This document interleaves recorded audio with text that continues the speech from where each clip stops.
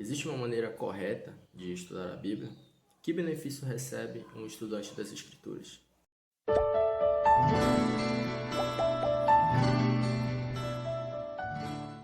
Olá, seja muito bem-vindo ao meu canal. É uma alegria estar aqui com você mais uma vez para junto estudarmos a Bíblia Sagrada. No vídeo de hoje nós vamos responder mais duas perguntas bem interessantes. Existe uma maneira correta de estudar a Bíblia? E qual benefício recebe um praticante dos estudos bíblicos? No vídeo anterior, nós vimos como que Jesus considerava a Bíblia Sagrada à luz do Evangelho de João, capítulo 17, verso 17, e também nós podemos ver qual a situação de muitas pessoas, de muitos leitores da Bíblia hoje, né? Como nós vimos em Atos capítulo 8, verso 26 e diante. Se você não assistiu esse vídeo, dá uma pausa agora, assista ao vídeo anterior e logo depois você volta. A maneira correta de estudar a Bíblia. Abra sua Bíblia em Lucas, capítulo 24, verso 27. Eu vou abrir a minha Bíblia aqui, você abre a sua. Evangelho de Lucas, capítulo 24, verso 27, é um texto bem interessante. Diz assim: E começando por Moisés, discorrendo por todos os profetas, expunha-lhes o que a seu respeito constava em todas as Escrituras. Uma coisa que a gente tem que ter em mente é que a Bíblia ela é intérprete dela mesma, né? Então é muito importante, quando nós vamos estudar a Bíblia, compreender todos os escritos, desde o primeiro livro de Gênesis até o Apocalipse. É normal a gente ver por aí em algumas denominações, algumas pessoas sendo induzidas a ler apenas o Antigo Testamento e outras pessoas também induzidas a ler apenas o Novo Testamento. Isso é uma maneira muito errada de estudar a Bíblia. Nós não podemos nos basear o nosso conhecimento apenas no Novo Testamento ou apenas no Antigo. A Bíblia diz, o verso diz: E começando por Moisés, discorrendo por todos os profetas, expunha-lhes o que a seu respeito constava em todas as Escrituras, né? É importante nós seguirmos esse conselho para nós não cairmos no erro muito comum que acontece por aí. Muitas pessoas, ao estudarem ou a lerem a Bíblia, acabam pegando versos isolados com uma leitura rápida e acaba tendo uma interpretação não tão correta. Eu vou mostrar para você uma passagem que está em Isaías, capítulo 9, e você vai acompanhar comigo. Você vai ver como que uma leitura desorganizada, desorientada e muito rápida da Bíblia pode fazer com que nós percebemos talvez que a Bíblia esteja muitas das vezes em contradição. Olha só o que diz o texto de Isaías, capítulo 9, verso 6. Porque um menino nos nasceu, um filho nos deu.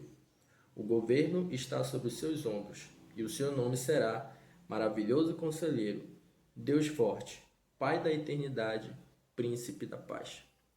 Nesse verso, o profeta Isaías demonstra vários adjetivos falando da figura de Jesus Cristo. E o que chama atenção é que um dos adjetivos ele coloca Pai da Eternidade, Príncipe da Paz. Quando você vai ler em Mateus, capítulo 10, os versos... Mateus, capítulo 10. Vou abrir aqui. Mateus, capítulo 10, verso 34. Olha só o que o próprio Jesus fala de si mesmo. Mateus, capítulo 10, verso 34. Não penseis que vim trazer paz à terra.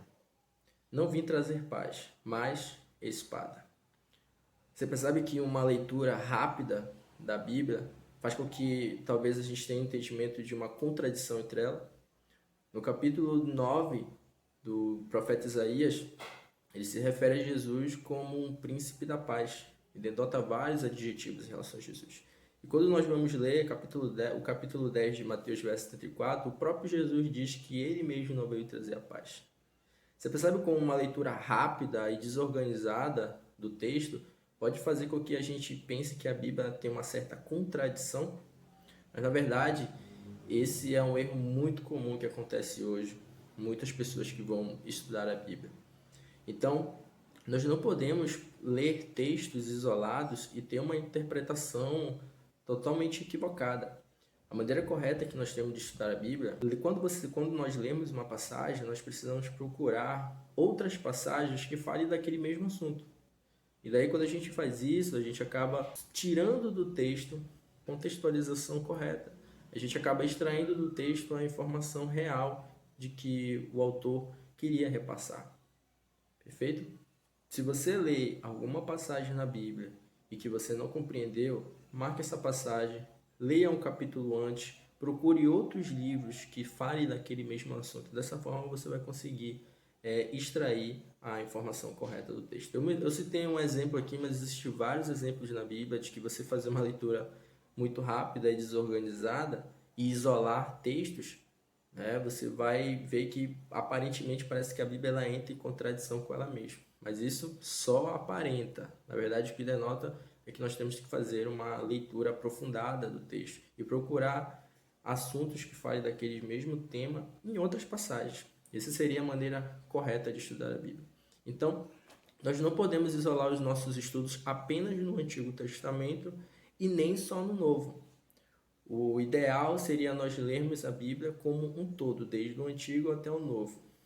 Então, se você ouvir alguém por aí falar para você que você tem que abandonar o Antigo Testamento e ler apenas o Novo, só o Novo que vale, isso é uma maneira incorreta de estudar a Bíblia, de analisar os escritos. Agora, se uma pessoa disser para você que só o Antigo Testamento vale e o Novo não, também é uma maneira incorreta. Então, qual que seria a maneira mais correta de estudar a Bíblia? É como a gente leu em Lucas 24, 27. Discorrer por toda a Bíblia, ler toda ela, desde o Antigo até o Novo Testamento. Você que está estudando a Bíblia, eu vou mostrar para você um benefício muito prático que nós vamos encontrar agora em João, capítulo 5, verso 39. Abra sua Bíblia. Eu vou abrir a minha aqui. João, capítulo 5, verso 39. Diz assim: Examinai as Escrituras, porque julgais ter nelas a vida eterna, e são elas mesmas que testificam de mim. A Bíblia Sagrada, ela tem uma mensagem central. Ela fala unicamente da figura de Jesus Cristo e do plano de salvação. Desde o Gênesis, da queda do homem, até o Apocalipse, a mensagem é uma só: o amor que Deus tem pelos seus filhos e o desejo que Ele tem de salvá-los. E a gente consegue encontrar esse amor em toda a Bíblia ao longo da história na figura de Jesus Cristo. Então, a mensagem central da Bíblia e o maior benefício que você pode ter ao estudar as Escrituras é poder conhecer o plano da salvação, o amor que Deus tem para a sua vida e o sacrifício que Jesus fez para salvar a mim e a você. E o maior benefício que nós podemos ter é um dia de voltar a estar vivendo a vida eterna com Jesus Cristo. No próximo vídeo nós vamos responder mais 2 perguntas. Que outro benefício prático pode ter os estudantes das Escrituras? E quem inspirou os profetas a escreverem a Bíblia Sagrada? Fique atento ao próximo vídeo do canal, se inscreva, ative as notificações para você ficar por dentro do nosso próximo vídeo. Deus abençoe você, um abraço.